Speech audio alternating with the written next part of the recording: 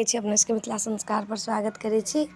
आब पारण के विधि लेलहुँ हँ जे पारण करबै तऽ की सब लऽ कऽ जाय पड़तै पूजामे से बता रहल छी। देखू पारण करब जखन टाइम भऽ जायत, अष्टमी उतरि जेतै 6:05 में तऽ मुँहमे पहिले दतमनि लगा लेब। दतमनि लगेलाके बादमे नीकसँ मुँह धो लेब, तखन नहा सोना लेब। केशसँ नहायब, माथसँ नहायब, नहा लेब। नहेलाके बादमे भोरमे रहब नहेने तऽ अपन घरके पूजा रहब कऽ लेने।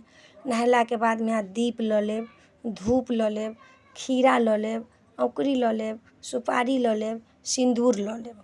सबटा लऽ कऽ पाखरिके नजदीक जाकऽ, नहि पाखरिके गाछ अइ तऽ अहाँ डाढ़ि मँगा लेब पाखरिके। पाखरिके डाढ़िके अहाँ रोपि लेब आँगनमे आओर ओहिठमन कऽ लेब। नहि अइ पाखरिके पेड़ छै तऽ पाखरिके पेड़ लऽ जाउ। पेड़के होइ छै, एकटा आर्टिफिशियल भेलै डाढ़ि आ पेड़ ओरिजिनल भेलै, गाछ ओरिजिनल भेलै।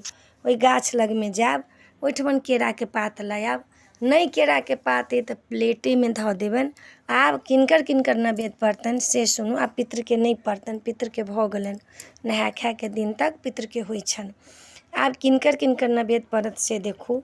पहिले जायब तऽ पहिले ओहिठमन साफ कऽ लेब पाखरिके गाछके साफ कऽ कऽ ओहिठमन पात ओछा लेब।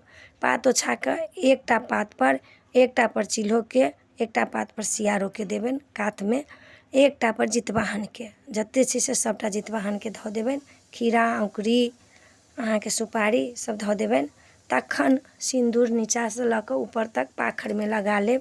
अपनो माङ्गमे सिन्दूर लगा लेब। ओहिठमन दीप देखा देबनि, धूप देखा देबनि, उसरगि देबनि आ कहबनि जितवाहनके, हे जितवाहन एहिबेर तऽ हम अहाँके जितिया कऽ लेलहुँ, हमरा पार लगा देलहुँ।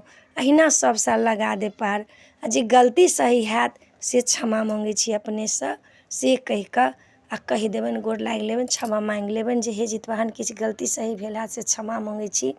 हमरो कल्याण करू, बच्चोके कल्याण करू, विश्वके कल्याण करू, सबके कल्याण कऽ कऽ आइ अहाँके जितिया सम्पन्न भेल। फेर अगिला साल अहाँ अहिना आउ, अहिना सबके कुशल पूर्वक रखियनि आ अहिना जितवाहन हम जितिया करी, अहिना आशीर्वाद बनेने रहियौ। गोर लागि कऽ उसरगि लेब। चूल्हो सियारोवला ओहि पाखरे गाछ लग छोड़ि देबै, जितवाहनवला लऽ आयब आओर सिन्दूर सबके लगायब।